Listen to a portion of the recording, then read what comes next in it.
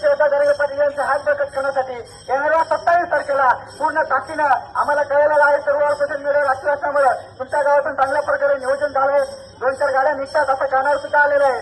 म्हणून आता काही विषयच राहिलेला नाही की तुम्हाला आरक्षणावर सांगावं आणि शिवदा दरगे पाटील यांचा किती मोठा त्याग आहे ते तुम्हाला मी सांगावं. यात काही राहिलेलंच नाही. कारण की 5 वर्षाच्या घरातील लेकराला सुद्धा आपल्या पाटलांचा त्याग करायला आहे. म्हणून जास्त वेळ न घेता एवढंच विनंती आणि एवढंच आमंत्रण घेऊन आलं की मित्रांनो, ज्याप्रमाणे गावात युवा असतो, ज्याप्रमाणे तुम्ही युवा असल्यानंतर गावात अक्षर वाटप करतात, ज्याप्रमाणे तुम्ही घरोघर घराचे दारं वाजवतात रात्री जाऊन आणि परत सकाळी त्याचा घरी जातात, तसं ही वेळ ही जात आपली हरता कामा नाही. म्हणून ही शेवटची वेळ मित्रांनो, आपल्याला आपली रात्र ही वयाची रात्र, म्हणून एवढी रात्र आणि उद्याचा दिवस तुम्ही प्रत्येकाचं दार वाजवा आणि प्रत्येकाच्या दाराला जाऊन एवढीच विनंती करा की बापूंनो, भावांनो, तुमच्या घरातून आता मुंबईच्या दिशेनं कमीत कमी एक तरी व्यक्ती पाठवून काम करा. कारण की या सरकारचे अनेक डावपेच या सरकारनं पाळलेले बांधगुळे आपल्या योद्ध्यावर सोडलेले आहेत. कुठंतरी या सरकारचं तोंड दाबल्याशिवाय ते जागा होणार नाही. मित्रांनो, म्हणत आहे राहिल्याशिवाय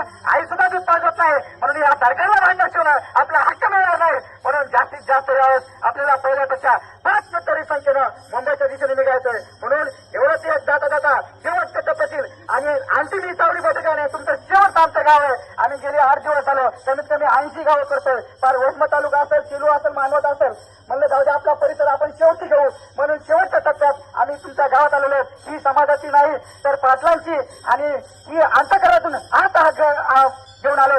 आपल्याला पाटील काही मागत नाही, पाटलांचा त्यात काहीच अर्थ नाही. पाटील फक्त आपल्याला 27, 28, 29, 30 हे फक्त 4 दिवस मागतात. फक्त हे पाटलांना 4 दिवस द्यायचे.